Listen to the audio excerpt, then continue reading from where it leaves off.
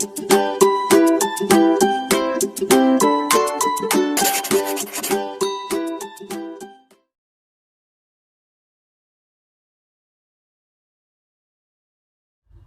हिंद दोस्तों, स्वागत है आपका आपके अपने YouTube channel NK pharmacy knowledge में, जहां आप पाते हैं दवाइयों से संबंधित संपूर्ण जानकारी।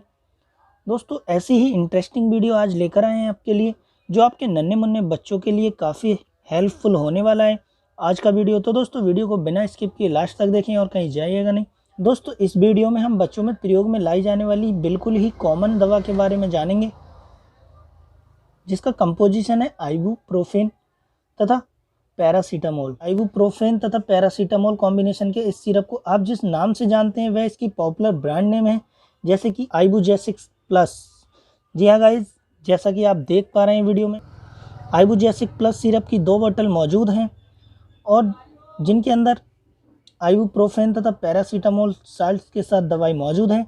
जैसे कि आइबुजेसिक सिरप, आइबुप्रोफेन तथा पैरासीटामोल कॉम्बिनेशन के इस सिरप को आप जिस नाम से जानते हैं वह इसकी पॉपुलर ब्रांड नेम है, जैसे कि Ibugesic plus syrup, Combiflam syrup, Flexon syrup, Ibukind plus syrup तथा आइमोल सिरप।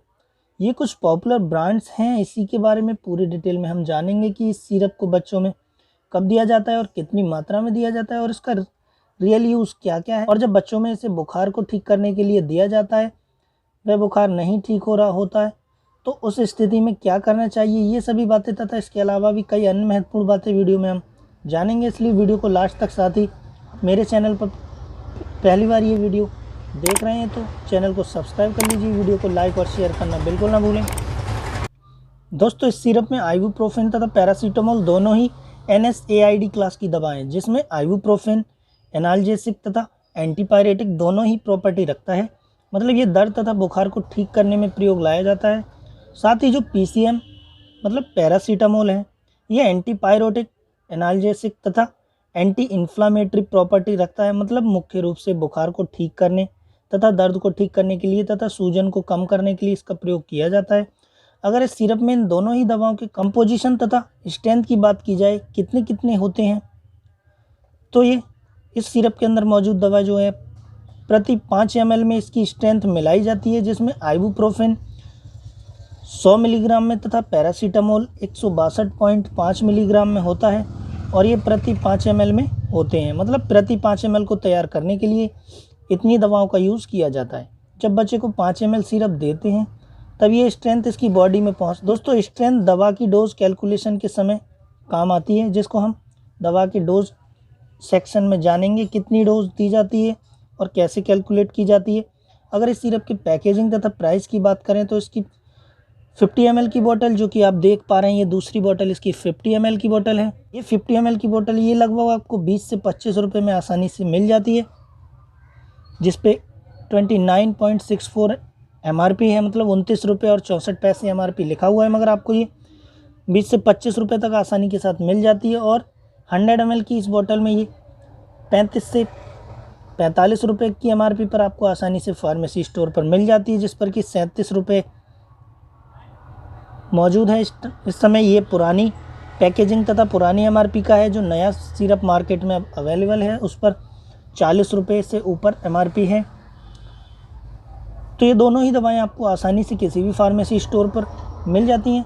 अब वीडियो में आगे इस सिरप के यूजेस को जान लेते हैं, किन किन स्थितियों में बच्चों को ये सिरप दी जाती है। तो दोस्तों, यूजेस की बात की जाए तो जैसा कि एनाल्जेसिक एंटीपायरेटिक प्रॉपर्टी रखने वाली सिरप है, तो इसका प्रयोग मुख्यतः बुखार तथा दर्द को ठीक करने के लिए किया जाता है।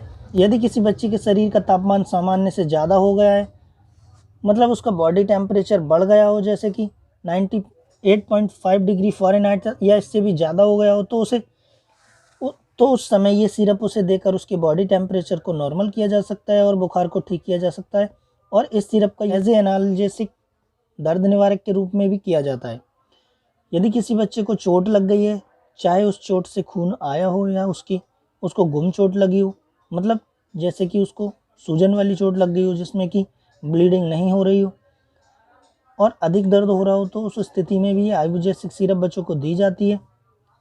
और यदि कोई बच्चा है जिसकी आँख में अचानक से किसी प्रकार की चोट लग गई है और आँख में किसी तरह का इन्फेक्शन हो गया है,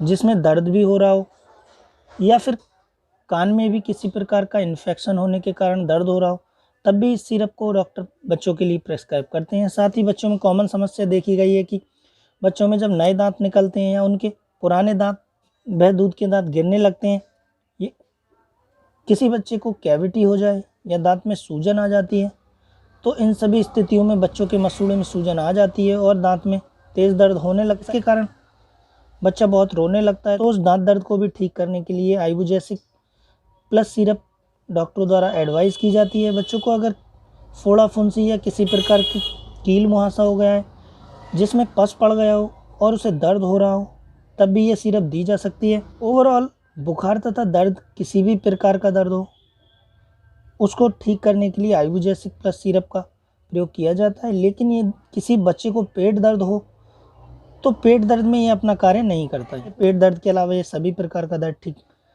ठीक करती है।